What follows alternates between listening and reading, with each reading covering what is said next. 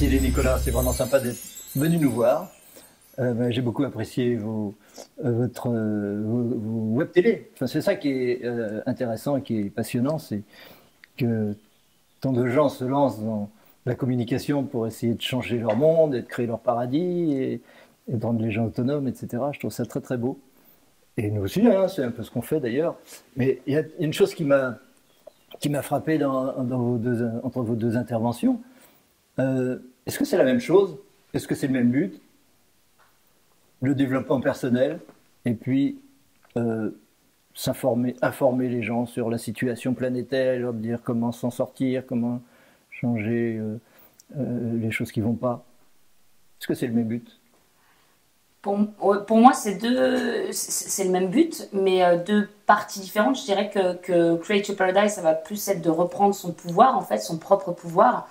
Et après, il y a aussi donc ce côté information sur le monde que moi je n'aborde pas forcément, mais que j'aborderai peut-être un jour. Et je pense qu'en fait, ça fait partie du même but, mais que c'est moi plus sur la personne, sur son pouvoir personnel, et puis toi sur ce qui se passe un petit peu dans le monde. Oui, exactement. Après, on a chacun ses spécialités. Cécile, sa spécialité, c'est coacher, développement personnel et tout ça. Ma spécialité, c'est d'abord la connaissance, puis ensuite partager aux gens comment fonctionne l'humain, comment fonctionne la psychologie et tout ça, avec des vérités, aussi des petites astuces, des conseils, etc., à travers divers tutoriels. Donc oui, c'est un peu le même principe. Après, on a chacun nos petits trucs, quoi. Oui. Est-ce qu'il y en a, est-ce que c'est la même chose de s'occuper de son propre développement, de son propre éveil, ou de s'occuper de euh, organiser des choses pour que le monde aille mieux? Est-ce que c'est... Oui, bah, je pense que, comme l'a dit d'ailleurs tout à l'heure Cécile, il faut d'abord s'occuper de soi pour avant s'occuper d'autrui. Donc oui, après, on se développe nous après afin de aider les gens à se développer, mais il y a une continuité d'apprentissage sur soi-même, régler les problèmes, les conflits, régler beaucoup de choses aussi intérieurement, la psychologie, les émotions, etc. Et c'est continuel, il y a pas de fin, c'est tout le temps, on apprend tout le temps, quoi. Mhm. Et tu as la pause. Pardon? Et puis, non, je voulais rajouter que c'était notre monde intérieur fait notre monde extérieur aussi. Donc, c'est vraiment en apprenant, en cherchant qui on est, enfin, tout ce que je pouvais dire sur ses croyances, ses valeurs, tout ça, on voit qu'il y a des choses qui ne correspondent plus, où il y a des schémas qui sont cassés. C'est comme ça qu'après, on en arrive aussi, je pense, à voir tout ce qui se passe dans le monde et les mensonges ou les choses, ou tout ce qu'on a pu nous mettre dans la tête dès qu'on est depuis petit, hein, quand on reprend son propre pouvoir, je pense que c'est aussi là où on commence à se poser les bonnes questions et à aller chercher un petit peu plus loin et puis qu'on en arrive là. Donc ça passe aussi, je pense, par un travail sur soi. Je dis ça, puis en même temps, j'ai des exemples qui font que non, il y a des gens qui sont vachement connectés plus à ce qui se passe dans le monde, mais qui ne font pas forcément un travail sur eux pour autant. Mais en tout cas, je pense que les personnes qui font un travail sur elles, petit à petit, découvrent aussi quelque chose de plus large. Enfin, la perception du monde change. Donc, Et ça commence par quoi? Toi, ça a commencé par quoi? Avec ma maladie, Oui, l'épilepsie, d'accord. Et et ça a commencé par quoi? Le développement personnel ou t'as cherché d'abord à reprendre ton propre pouvoir ou tu t'es dit bon, je vais aider les gens à reprendre ah non, non, c'est mon cas. J'ai dit, voilà, il faut que je me développe, il faut que je prenne le contrôle de mon corps. Donc du coup, bah, je me suis développé, j'ai appris beaucoup de choses, j'ai lu des livres, j'ai beaucoup de supports et j'ai fait des expériences, beaucoup d'expériences. À chaque fois que je connais quelque chose ou j'apprends, je expérimente pour savoir si comment ça réagit, etc. Et en fonction de ça, j'anticipe d'astuces, de conseils. Et après, vu que j'ai résolu un problème, je le partage avec les auditeurs, les téléspectateurs qui me regardent. Mhm. Mais sinon, ouais, c'est vraiment le soi avant l'autrui. C'est soi avant C'est l'autrui. ouais. Est-ce que ça t'a donné une idée de comment, par exemple, tu parles parfois des chemtrails ou des choses comme ça, Mhm. hein. Euh, Comment on s'en débarrasse? Est-ce qu'on s'en débarrasse par le développement personnel? Comment est-ce qu'on s'en débarrasse? Oui, ça, le développement personnel contribue beaucoup sur beaucoup de domaines, le chemtrail aussi. Par exemple, dis-moi un peu comment tu vois ça. Comment tu penses que une fois que des choses sont dénoncées, une fois qu'on a décrit un peu une situation dont qu'on voudrait améliorer, comment est-ce qu'on fait et qu'est-ce qu'on donne comme outil pour y changer quelque chose vraiment? Si c'est notre univers, il doit y avoir quelque chose à faire. Si nous sommes créateurs de notre univers, il doit y avoir quelque chose à faire. Je pense que c'est chacun à son niveau, en fait, mettre une petite pierre à l'édifice, en fait, que chacun puisse faire évoluer les choses par rapport à ce qu'il ressent ou ce qu'il vit. Moi, ça va être par exemple par l'humour et par ce que j'ai appris en spiritualité, développement personnel. Et si chacun, alors après pour les chemtrails, là comme ça, qu'est-ce qu'ils vont faire? Moi je pense à un parapluie, comme ça on se reçoit pas. C'est pas. Mais je pense que ouais, chacun a sa propre peut faire quelque chose pour le monde. La citation, là, soit le changement que tu veux voir dans le monde, et je pense que tout commence par nous, en éveillant les consciences, en faisant, en améliorant le monde, en faisant du bénévolat pour quelque chose, enfin peu importe, mais ce qui nous tient à cœur en tout cas. Alors après, avoir des solutions comme ça pour les chemtrails directement, moi personnellement j'en ai pas, mais je me dis voilà, avec les consciences qui s'éveillent, et si chacun met sa pierre à l'édifice et fait quelque chose, plus on est et plus les choses se dévoileront aussi et tout se mettra en marche en fait. Je pense que c'est après solutionner le problème là comme ça. Exactement. Je pense que c'est vraiment un tout. Puis il y a aussi les pierres aussi qui développent. Les pierres. Par exemple pour les chemtrails, le mieux c'est le cristal. Le cristal que tu mets sur le ciel et comme ça dissipe. Que tu mets tu prends un bout de cristal avec la pointe vers le haut pour le ciel et tu l'enroules de fil d'or et du coup ça va faire de la dissipation vu que le soleil va réfléchir sur le cristal, donc du coup ça va dissiper les nuages autre que dans ton environnement. Tu as déjà essayé ça? Tu fais ça des fois? J'ai déjà essayé et ça marche vraiment. C'est vrai. Ouais, ça marche vraiment. Après bon, bien sûr il faut compléter par soi-même, donc penser autrement, etc. Mais ça marche. Il faut que tu nous fasses une vidéo là-dessus. Si ce n'est fait, tu nous montres le bout de cristal. Ouais. Le fil d'or, surtout, ça coûte cher. Heureusement que tu es trader. Oui, oui. Ça. Mais tu nous montres. Tu peux nous faire une vidéo là-dessus, ce serait intéressant. Oui, si tu as des solutions comme ça, c'est prévu dans la rubrique tutoriel, justement. C'est vrai? Oui. Donc, et puis après, il y a aussi plein de choses. Il faut éliminer, il faut dénoncer aussi, parler de beaucoup, tout ce qui est les fluors, les gros métaux lourds, etc. Oui. Inciter les médecins, parce que mine de rien, c'est bien d'en parler, mais c'est mieux d'inciter les médecins, parce que c'est des scientifiques, c'est eux qu'on écoute en premier. Donc d'inciter les médecins à vraiment, qu'est-ce que c'est quoi ce métaux lourd, c'est quoi pour la santé, etc. Mais ils sont pas au courant, les médecins, il n'y a pas plein de médecins qui sont au courant? Si, mais souvent, alors justement, j'ai ça aussi, mais souvent, le truc, c'est qu'ils le savent, mais ils ne veulent pas en parler parce qu'ils reçoivent de l'argent des lobbies. Oui, donc du coup... Du coup, c'est problématique pour les lobbies. Sinon, ils ont de la pression. Parce que j'ai un ami médecin, il a acquis des connaissances et tout, à propos des chemtrails, et il voulait dire à tous ses patients que, voilà, il ne fallait pas prendre tel médicament ou tel ça va pas résoudre tous les problèmes pour la maladie des Morgellons, ça va résoudre aucun problème, etc. Et le lobby, juste derrière, il lui a fait pression en disant voilà, pourquoi tu ne vends pas les médicaments, sinon j'arrête de te payer, j'arrête ton cabinet, etc. Donc il y avait de réelles pressions derrière. Oui. Tu as des témoignages de ça, clairement. Clairement, ouais. Un ami médecin qui est dans le sud, à Montpellier. Pas citer de nom. Oui, je me suis dit, on va voir le nom là. Non. Mais enfin voilà, c'est véritablement une dénonciation qu'il faut faire. Quoi. Oui. Il y en a qui diraient, si on dénonce, ce à quoi on résiste persiste. Si on dénonce, on fixe son attention. Moi, c'est ce que je dis en métaphysique. Je dis ce concret. C'est ce sur quoi on fixe son attention dans le présent.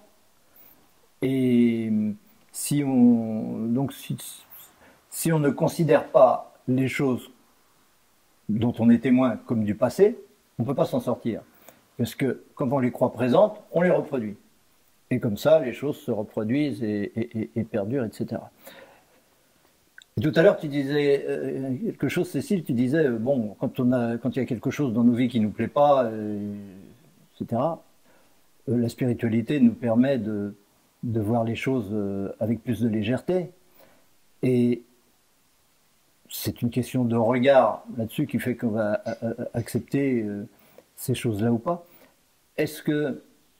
Comment on fait pour faire la synthèse entre ces deux choses-là? D'un côté, je vais dénoncer, ok, et de l'autre côté, je vais quelque part me réjouir que cette chose ait existé jusqu'à présent, puisque c'est ça qui est l'attitude juste, c'est d'arriver à avoir un regard spirituel sur les choses passées. J'avais une compliqué, difficile comme question. Non, mais en fait, voilà, je me disais, aller contre. Aller contre, c'est encore de la... Par exemple, si on va contre quelque chose qui nous plaît pas ou si on veut lutter, c'est toujours dans le négatif, c'est lutter contre quelque chose. Et moi, je suis plus du côté à voir, voilà, qu'est-ce qu'on peut mettre de bien en marche. Et en fait, pas... si, dénoncer, c'est juste plus l'éveil où tu dis, voilà, tu prends en compte certaines choses, tu sais certaines choses. Donc toi, qu'est-ce que tu peux faire, mais de manière positive, sans parler de dénonciation ou lutter contre quelque chose, qu'est-ce que tu peux faire de positif de ton côté? Et je pense qu'en faisant des choses positives sans aller contre et sans focaliser justement sur ce qu'il y a de mal, parce que c'est effectivement ce sur quoi on focalise, c'est ce qui se prend de l'importance dans nos vies, c'est nous faire les choses de notre côté, à notre manière, avec équilibre. Et si on est de plus en plus à se mettre là-dedans, eh bien, je pense que le mal, entre guillemets, en même temps, il faut toujours un peu de bien et de mal pour qu'il y ait du bien, bref. Mais je pense que c'est comme ça, en fait, qu'on y arrivera plutôt que d'aller contre les choses qui ne vont pas. Je ne sais pas si je suis très claire, mais ouais, c'était quoi la question? C'était ça. Sur les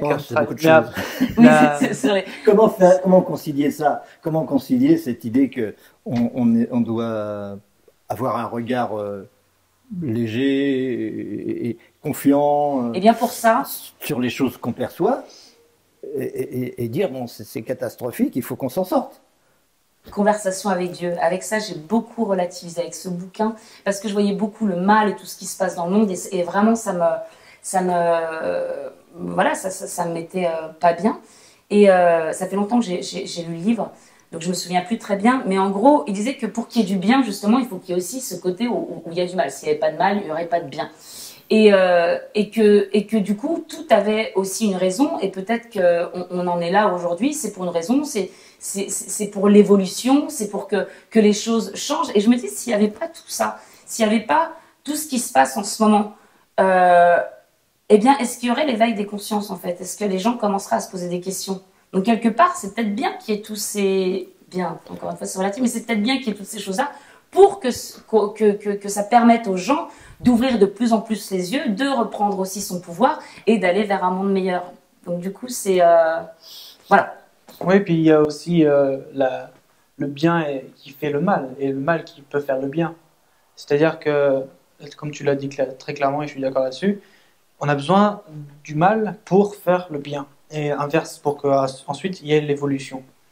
Après, le chemtrail et tout ça, on aurait mieux, et que ça n'existe pas, ça c'est clair. Ça y est, mais après, aux gens d'éveiller, de connaître c'est quoi les chemtrails par rapport aux avions normaux, d'avoir des connaissances là-dessus, et aussi de dire, mais attends, ça affecte nos enfants, donc nos générations, ça va devenir quoi?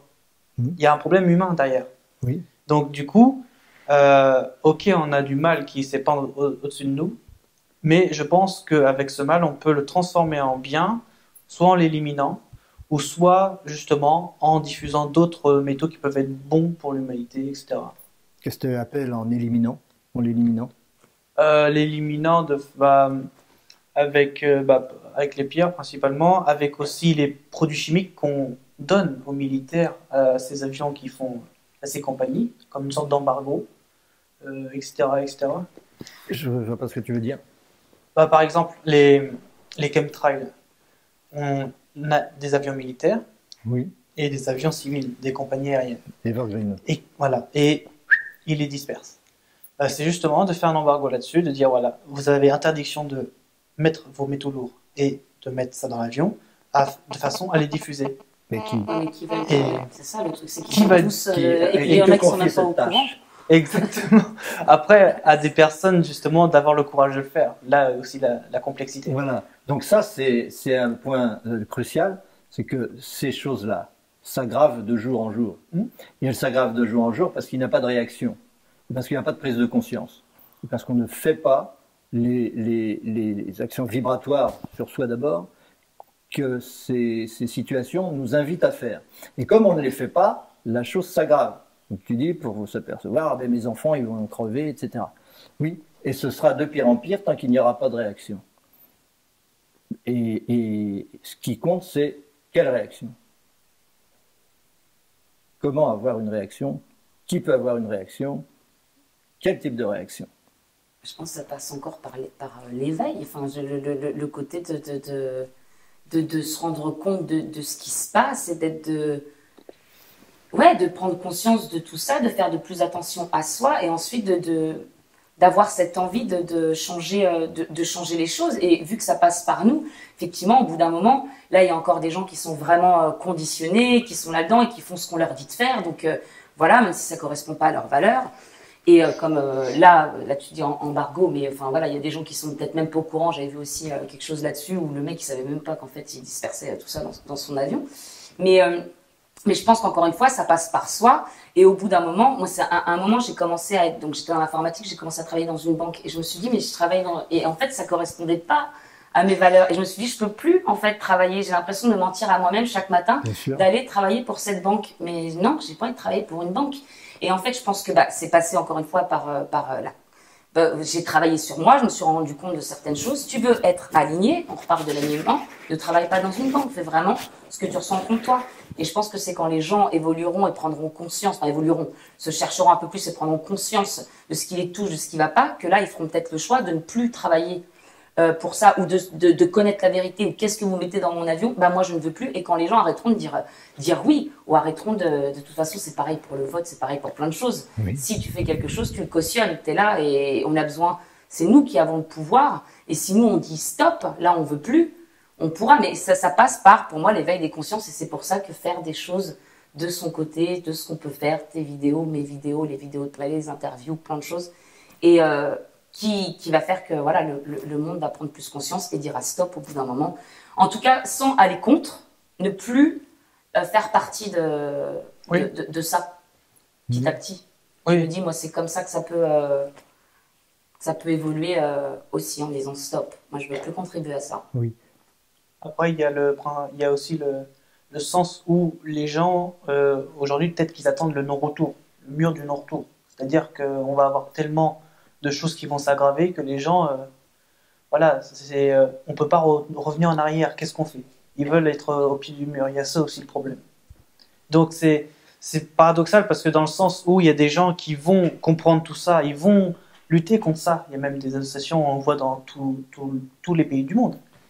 Et dans l'autre sens, il y a des gens qui cotisent parce qu'ils savent pas. Parce que on leur dit c'est bien, regardez, ça fait changer le changement climatique, ça modifie le climat, certes. Dans mon village, juste avec un harpe, il y a eu des inondations à pleuvoir, comme si il coulait en un jour ce qui coulait en un an. Donc il faut se poser des questions, pourquoi ça arrive là et pourquoi ça n'arrive pas à un autre moment, pourquoi c'est pas continuel, etc. C'est beaucoup de renseignements, beaucoup dans la dualité aussi qu'il faut régler le problème. Oui. Donc c'est très important toujours d'ouvrir d'aider les gens à ouvrir les yeux, évidemment.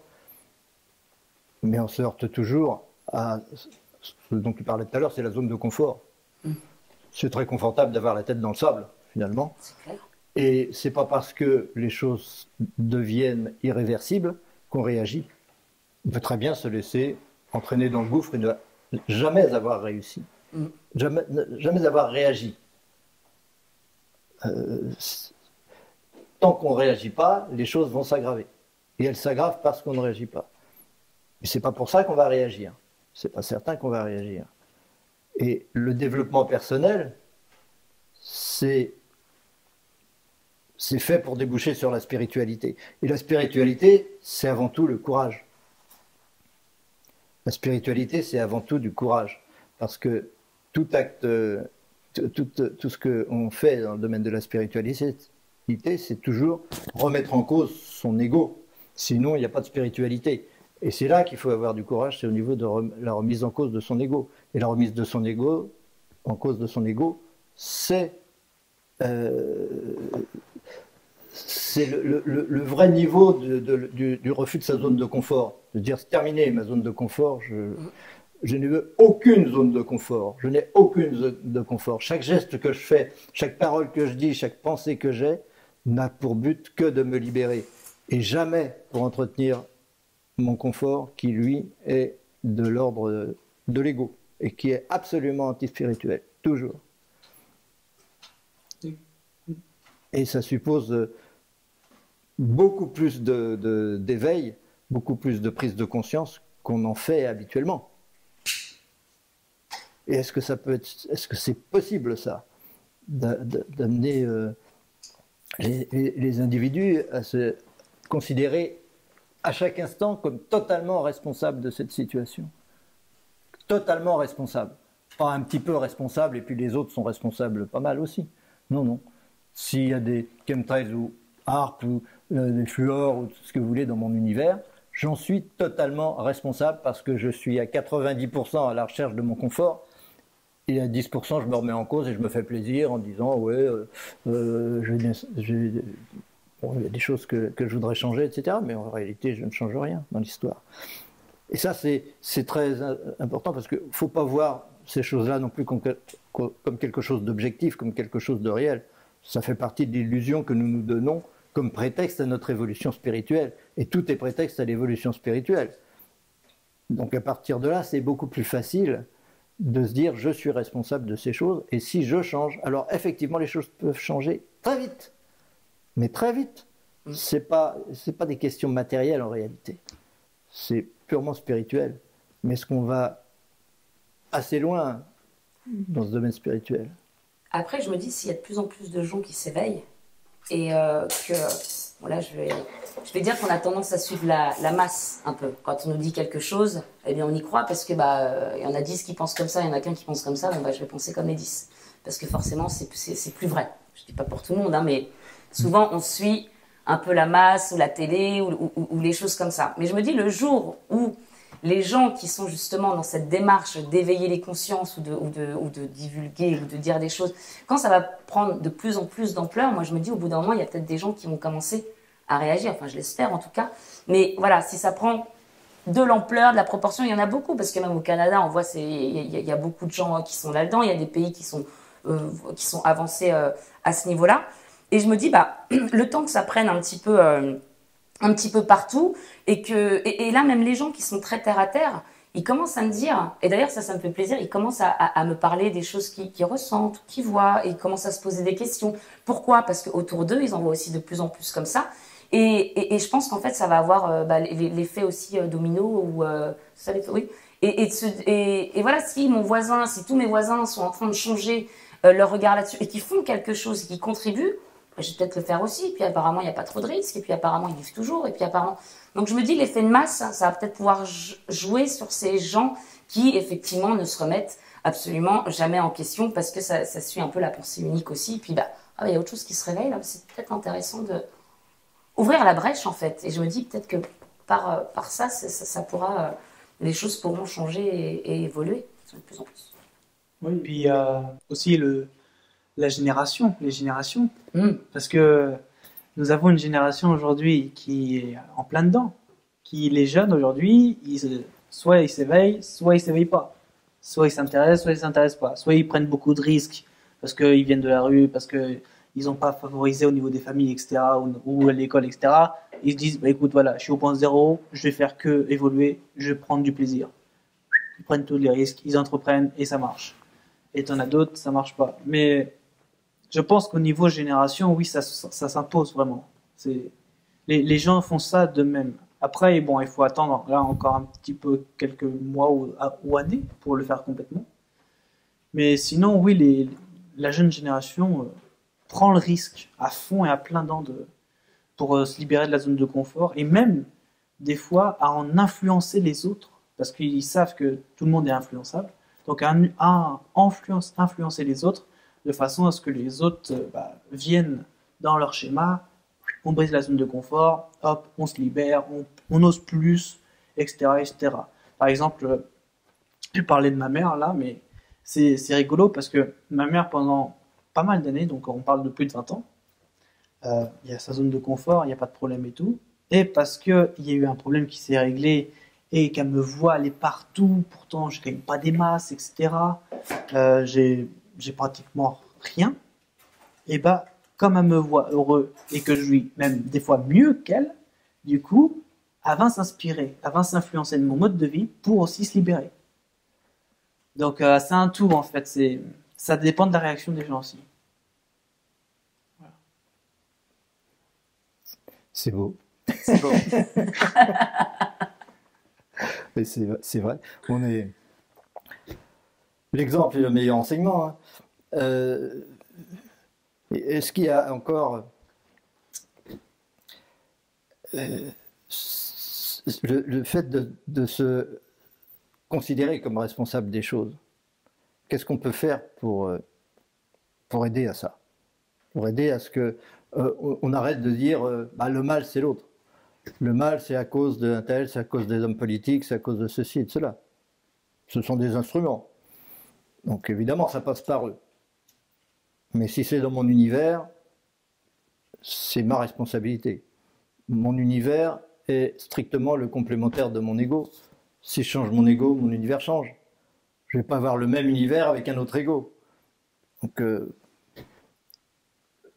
qu'est-ce qu'on peut faire pour aller plus dans ce sens? Et que, bon, les jeunes, ils arrivent, peut-être qu'ils ont conscience de ça. Il y en a plein qui s'en rendent compte.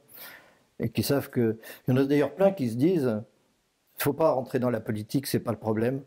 Le problème, c'est comme tu essayes de faire, se rendre autonome, devenir libre dans sa vie et n'avoir de compte à rendre qu'à soi-même, à ses proches, etc. Et voilà. Ça, c'est l'attitude des jeunes. Je trouve que c'est très judicieux, je trouve que c'est très juste. Il y en a beaucoup, beaucoup qui arrivent comme ça, qui cherchent l'autonomie, qui cherchent... qui se disent ce monde c'est pas pour moi, c'est même pas la peine, j'ai même pas besoin d'y prêter attention, je n'ai pas besoin de me préoccuper de ce qui s'y passe, moi je vais être autre chose et mon univers je me le crée, je crée mon paradis. J'ai pas besoin d'attendre qu'on m'autorise, j'ai pas besoin d'attendre que les autres créent mon paradis à ma place, c'est moi qui crée mon paradis. Donc si je crée mon enfer, c'est de moi que ça vient, c'est pas du voisin. Et il n'y a personne à montrer du doigt. Et ça, c'est dur de se rendre compte qu'on est responsable de tout. C'est un passage un peu difficile. Oui. Ça rejoint ce que tu disais tout à l'heure, que on veut on veut rester dans le moule, parler comme les autres, avoir de la même opinion que les autres, parce que c'est un besoin d'appartenance. Mais ce besoin d'appartenance à un groupe, ça vient avant tout de la peur de la solitude. Parce que si je suis responsable de mon univers, alors je suis absolument seul. Je ne suis pas absolument seul en tant qu'ego. L'ego, il n'a aucune raison d'être seul. On est ensemble, là, nos égos ne sont pas seuls.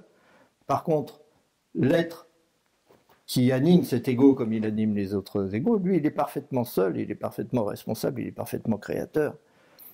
Et c'est cet être-là auquel je peux de plus en plus m'identifier. Mais ça suppose toujours de distinguer ce que je suis en tant qu'être et ce que je crois être en tant que personne, qui non, c'est pas que ça n'a rien à voir, c'est complémentaire.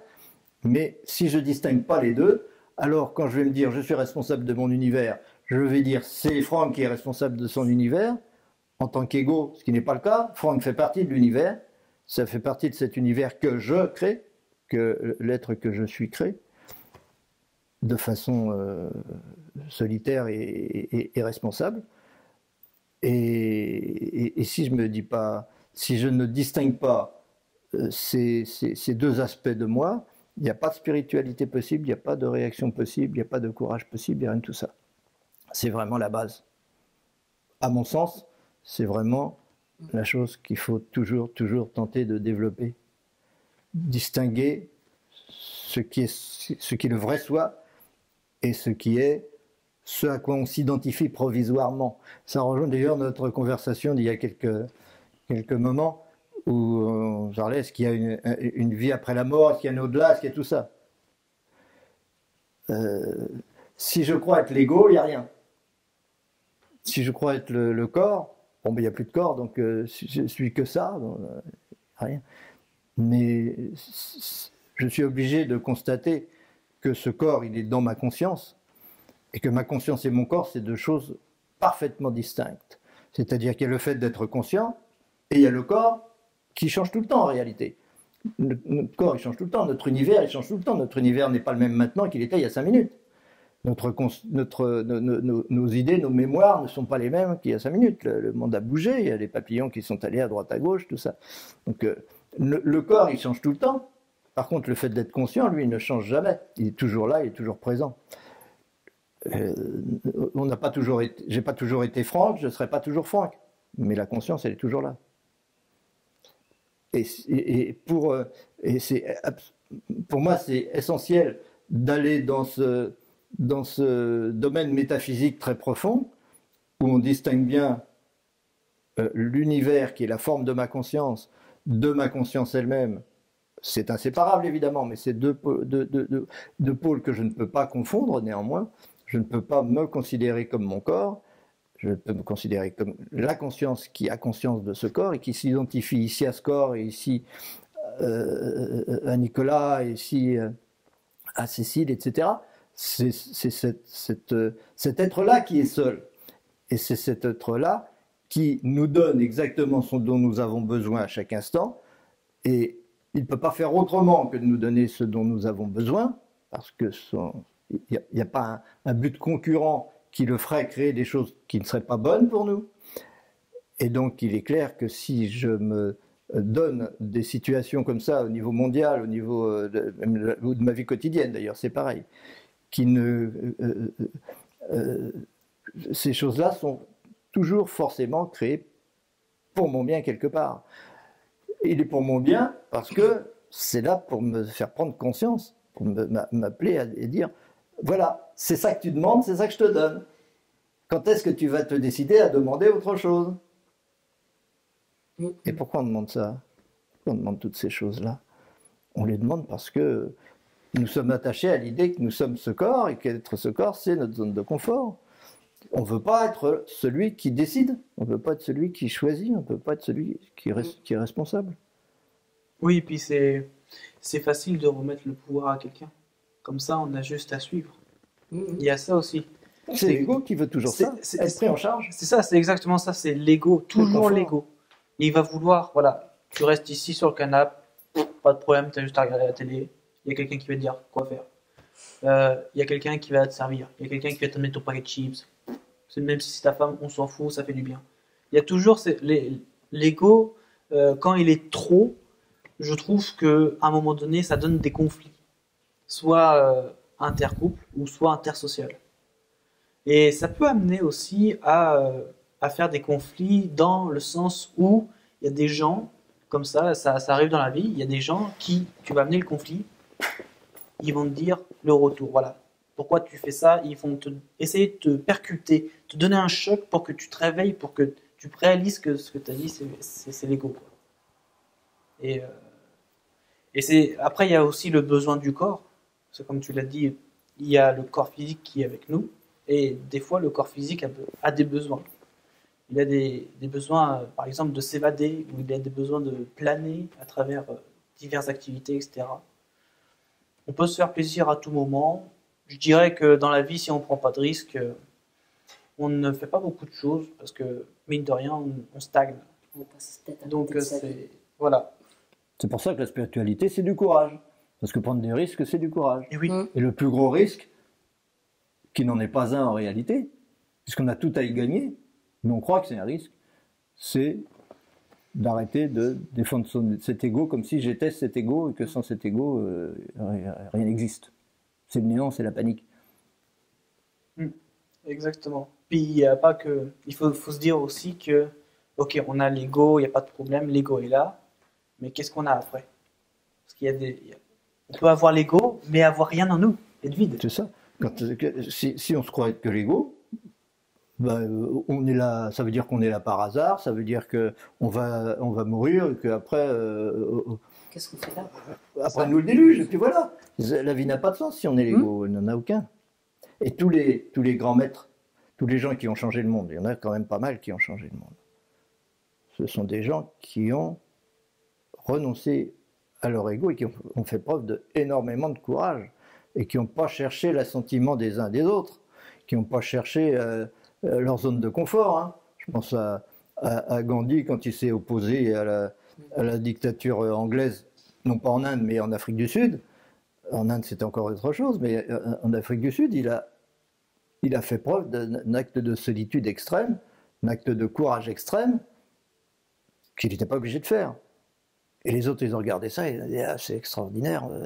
Ils ont fini par faire la même chose, par jeter détruire leur passeport anglais, quoi, leur passeport leur carte d'apartheid.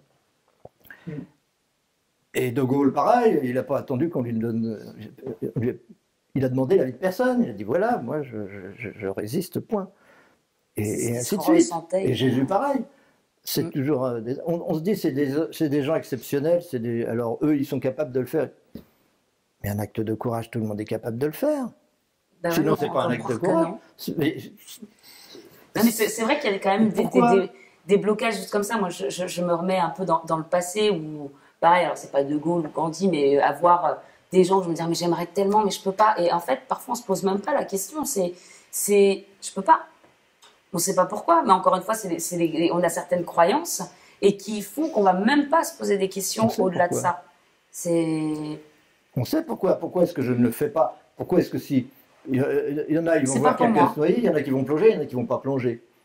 Quelle différence? La différence, c'est que ceux qui vont plonger se disent c'est pas grave, je perds mon ego, je risque mon ego, moi je suis toujours là. Et les autres, ils vont dire moi je suis mon ego, si je perds mon ego, j'ai plus rien. C'est qu'une question d'ignorance, une question de conscience. Mais c'est pour ça que c'est bon de faire un travail sur soi et de comprendre toutes ces choses-là, mais c'est vrai qu'on peut se sentir complètement bloqué. Enfin, je dirais, quand je me renvoie à ces années-là, il n'y a même pas il y a même pas forcément de questions, en fait. C'est scellé, c'est comme ça, c'est emboîté. Ouais. Et c'est pour ça que c'est bon de faire un travail où on se décortique, on va chercher. Et là, je repense à la PNL, nos valeurs, nos croyances, et qu'est-ce que tu penses de toi, et pourquoi, et les questions de la PNL, et comment tu ferais pour nana. Et là, tu prends conscience que, mais en fait, je peux le faire. Mais en fait, c'est petit pas par petit pas. Et c'est ça où tu commences donc à ouvrir les yeux et à voir le monde un petit peu différemment. Mais c'est vrai qu'avant ça, en tout cas, je parle pour moi, hein, c'était blackout, il y a pas de... Oui, mais c'est certain qu'on peut le faire. Et que tout le monde et je peut pense, le faire. et d'ailleurs on dit souvent ça, comment on provoque l'éveil, ou pourquoi un jour il y a quelqu'un qui commence à se poser des questions. Et j'avais lu ça et je pense aussi que c'est un peu ça, soit par des grosses souffrances, ou par la perte d'un être cher, ou par une profonde dépression comme moi j'ai pu faire, ou par la rencontre de quelqu'un, enfin un déclic. Ou alors ce qu'il disait aussi, c'est quand les gens ont tout. Ils ont un super job, ils ont un mari, des enfants, une merveilleuse vie où on a tout. Enfin, on nous fait croire qu'en ayant tout ça, on a atteint le bonheur, et on se rend compte qu'on n'est toujours pas heureux et qu'il nous manque quelque chose. Et là, on va essayer de chercher autre chose et du coup commencer à s'intéresser à tout ça, à la spiritualité. Et voilà, on s'éveille un peu. Mais je me dis, s'il n'y a pas de souffrance, vraiment quelque chose qui nous remue, où il n'y a pas où on n'est pas à la recherche d'un sens, on a tout et ça va quand même pas, je me dis, le déclic, il n'est pas si évident, quoi. Et je me dis, on peut rester bloqué pendant pas mal de temps comme ça, en restant dans sa zone de confort, en se disant que c'est juste pas pour moi et que de toute façon la vie c'est comme ça et que moi je suis née sous une mauvaise étoile. Oui. Et que, mais c'est vrai, on peut s'arrêter dans tous les prétextes pour rien faire. Comme tu disais tout à l'heure, on attend d'être au pied du mur et d'être acculé à une situation pour commencer à se dire bon peut-être que je ferais bien de bouger quelque chose, mais il est trop tard. Il est trop tard là. Et c'est et dans notre vie personnelle, très souvent, on est au niveau le plus banal, le plus quotidien. Bon, je vais pas passer le balai parce que c'est pas encore assez sale, ou des choses comme ça simplement. Mais C'est- tant que ça va. Tant que ça Tant va, que ça on va. n'est ni heureux ni malheureux. C'est ça. Pourquoi Oui. changer quoi que ce soit? Enfin si, pour être vachement plus heureux. Oui. Mais c'est vrai que si on n'est pas confronté à des gros soucis ou des, bah on continue. Et c'est ça le piège en fait, hein, c'est de se dire bah je continue. Et là c'est ce que je ressentais. Moi ça va, mais je passe à côté de ma vie. Je ressens qu'il faut faire quelque chose là. Mais bon. Ouais, mais tu prends la Excusez-moi. décision. Oui, mais pourquoi? Parce que j'ai vraiment touché le fond à un moment et que là c'était plus possible et que je me suis dit, et je reviens à ma petite citation là, si tu ne changes rien, rien ne changera. Et c'est là où je me suis vraiment dit bon, faut que tu fasses quelque chose parce que Oui. là ça Parce va que pas. tu t'es senti responsable de ta vie alors que Ouais. t'as pas. C'est un choix de se dire je suis responsable de ma vie, ce qui confronte à la solitude sans aucun doute, ou Ouais, de se ça, dire j'attends que le monde me prenne en charge. J'ai envie que le monde me prenne en charge. C'est j'attends qu'on normal, vienne tous les taper à ma enfants ont porte, envie et que le puis- monde les prenne en charge. Ouais. Et on reste des enfants comme ça pendant 107 ans. Hein. Exactement. Et puis on bouge pas parce qu'on est bien avec nos jouets. Mhm. On est bien avec nos jouets. Oui. On veut pas bouger, on s'amuse bien. Ah non, et si Oui. je perds ça, Et- si je perds ceci, si je perds cela. Oui. Exactement. Après, c'est la... Hier, ils disaient à la télé que 50% des animaux ont disparu. Pas des espèces, 50% des animaux ont disparu. C'est-à-dire qu'il y a 50% de moins d'animaux aujourd'hui sur la Terre qu'il y a 40 ans. Bon. Et alors, tout le monde s'en fout. On attend qu'il y en ait 4, qu'il en reste 4 des animaux pour se dire ah bah faudra peut-être faire quelque chose. Surtout pour Il y les a plus abeilles. d'insectes. Mais oui, pas seulement les abeilles, il y a plein d'insectes qui ont disparu. Nous ici, on a plein d'insectes parce que tout est en friche et c'est volontaire. Il y a des papillons, des libellules, de tout ce qu'on veut. Mais des endroits comme ça, il y en a, ça court pas les rues. Des insectes ont disparu. Ça fait des années qu'on n'a pas vu un scarabée. Des années. Oui, c'est vrai ça. Beaucoup, ouais. Et les gens, ils s'en foutent Bah, complètement. pourquoi ils vont au supermarché, ils font leurs courses, ils voient pas ce qui se passe, ils font Voilà. pourquoi s'intéresser à... Il y a plus d'abeilles, mais on trouvera une solution. Et ça change rien à leur vie quotidienne. C'est ça le truc. Et tant que ça va rien changer à la vie quotidienne, et bah là, c'est pas. Je me dis pour les enfants, Voilà. tu peux quand même penser plus tard. Je mets des Bah enfants oui. au monde, je leur laisse quoi. Mais bon, après ça c'est chacun. Oui, puis quand tu sais qu'une biodiversité, donc c'est-à-dire que tu as besoin de tout. Alors, je prends l'exemple des abeilles. Si t'as pas d'abeilles, t'as pas de nourriture, il te reste que des pommes de terre à manger. Si t'as pas de vache, bah t'as plus de lait, t'as automatiquement plus de crème, t'as plus de fromage, même pour les chèvres, etc. Donc encore une fois, faut faire prendre conscience aux gens que si on élimine les animaux, si on éradique volontairement ou pas les animaux, on n'aura plus à manger. Oui, mais le confort, le besoin de confort sera-t-il pas le plus fort en se disant de toute façon, s'il faut manger des produits chimiques, je mangerai que Bah ouais. des produits chimiques et puis voilà, basta. Parce que c'est plus facile et c'est plus confortable. Et j'accepterai volontiers cette disparition de la vie sur la Terre. Et c'est un problème. Mais c'est un problème, bien sûr. Mais c'est à ça que vous servez avec vos chaînes de télé, d'éveiller les gens Et oui. et à la prise de conscience qu'ils sont responsables et à la prise de conscience que ça ne peut pas durer comme ça. Enfin, si, ça peut durer comme ça, c'est le problème. Rien n'est jamais décidé d'avance. On ne sait pas. Peut-être les générations qui arrivent vont permettre de reprendre les choses en main, mais est-ce qu'elles auront le temps même? Est-ce qu'on a suffisamment d'années devant nous pour que les jeunes qui ont 10 ans, 20 ans aujourd'hui prennent les rênes de la situation et disent bon ben nous on veut vivre autrement. Est-ce que Et il y a le souci de l'argent aussi. Parce que les jeunes peuvent avoir beaucoup d'ambition, beaucoup de projets. Si l'argent les ralentit, forcément ils vont traîner dans les années. l'argent est aussi Et- non aussi le fait de se croire seul dans ce cas-là? Parce que beaucoup des jeunes qui sont conscients, ils sont éveillés, ils arrivent d'ailleurs avec un bagage que nous, à 80 ans, on n'a toujours pas. Et on ne sait pas d'où ils arrivent d'ailleurs, parce que ça n'a absolument aucun rapport avec toute la culture qu'on a pu leur donner. Rien à voir, c'est une toute autre attitude, d'autres valeurs, une autre culture. Bon, c'est parfait, tant mieux. Ils arrivent pour faire ce travail. Et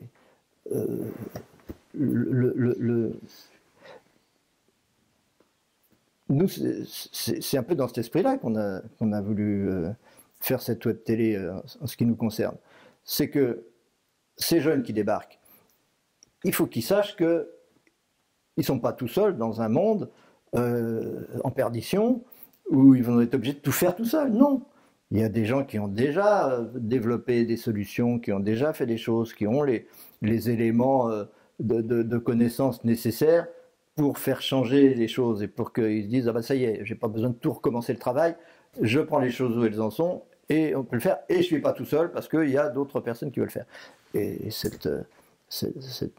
notre chaîne en tout cas, c'est un peu cet esprit-là, aider les jeunes qui débarquent à ne pas se sentir seuls, à avoir conscience de la situation et à vouloir la changer, parce qu'à ce moment-là, ils risquent de se décourager parce que c'est insurmontable, à cause de l'argent, à cause de la famille, à cause d'un tas de choses, mais arriver à ce qu'ils se disent bon, ensemble on est irrésistibles. Et ils sont irrésistibles ensemble. Il n'y a pas besoin qu'il soit 50 milliards. Ceux qui sont là, déjà, sont en état de le faire. Ils sont en état de changer la situation. Ils ont tous les moyens existent, toutes les solutions existent, toutes les idées existent. Les jeunes qui sont là pour le faire existent, ils sont déjà là. Le problème, c'est que la connexion n'est pas encore faite entre eux et ces connaissances. Et c'est tout à quoi sert notre travail en tant que gestionnaire de web télé, c'est de contribuer à ça et de s'entraider pour ça. C'est-à-dire que c'est super que vous soyez là aujourd'hui, mais ce serait très dommage que chacun rentre dans ses pénates et qu'il n'y ait pas... on n'utilise pas ça, justement, pour que les connexions soient plus faciles et pour qu'il y ait plus de solidarité, plus de travail en commun, plus de coordination. On ne soit pas tous dans notre coin à faire notre petit... Parce qu'en réalité, notre but est strictement le même. Et notre niveau de conscience, notre niveau vibratoire est le même aussi. Donc si les gens qui sont dans cette situation-là travaillent chacun dans leur coin, eh ben ça veut dire qu'on retombe dans l'ego et tout. C'est pareil. C'est vrai. Et donc nous sommes les responsables du fait que la planète va continuer à se détruire si on n'a pas le courage de sortir de notre zone de confort, et c'est très confortable de travailler tout seul. Exactement. De jouer aux jeux vidéo et tout. Ouais. Hein? De jouer aux jeux vidéo et tout, ce qu'il faut avec. Ouais. Mais il y a tout ça évolue aussi parce qu'il y a l'individualisme qui a été mis en avant. Le fait d'être tout seul, là devant sa télé, devant son jeu vidéo en train de jouer et tout, l'individualisme, tu penses même pas à ce que tu vas mettre dans la poubelle, tu penses pas à ce que ta famille, tes amis ou n'importe qui va faire demain, tu penses pas à ce que tu peux aider, tu penses à rien, tu penses juste à toi-même. Et c'est un problème parce que on le voit aujourd'hui, tout se détruit. Tout le monde pense à soi-même. Regarde, si j'ai pas mon café, je commence une mauvaise journée. C'est complètement égoïste. Parce que ça se peut, il y a quelqu'un qui va venir, il va te dire, bah écoute, passe une bonne journée, je t'en veux la peine, et puis et tu vas avoir une superbe fin de soirée. Mais tu as juste à dire ça, t'as pas besoin d'avoir ton café pour avoir une bonne journée. Ça y est, c'est fait. La bonne journée, elle est là. Oui. Et il ne faut pas que le fait de chercher le développement personnel ou la spiritualité, ou le fait de chercher l'autonomie, de chercher à se libérer d'une société qui ne convient pas, devienne une démarche égoïste. C'est un risque permanent. Et c'est à nous de veiller à ce que ce ne soit pas le cas. On est d'accord ? Oui. Ouais. Non, mais ça parle bien parce que c'est vrai qu'on est chacun dans notre coin à faire. Ah oui, que ça se fait un bras gauche en l'air. Bras gauche en l'air, mais debout de préférence. Oui. Bras gauche, je lève le bras droit, il n'y a rien compris. Avec tous nos fils à la patte, c'est pas facile, on cherche à se libérer de toute façon. Voilà. Toi aussi. Attends. Voilà. Ah, elle a compris beaucoup plus vite, tu vois. Les générations très anciennes ont quand même des avantages. Oui. Et entre vous alors? Eh mais ouais. Eh ben ouais. Eh ben oui. Non, ça. Ah bah alors, voilà.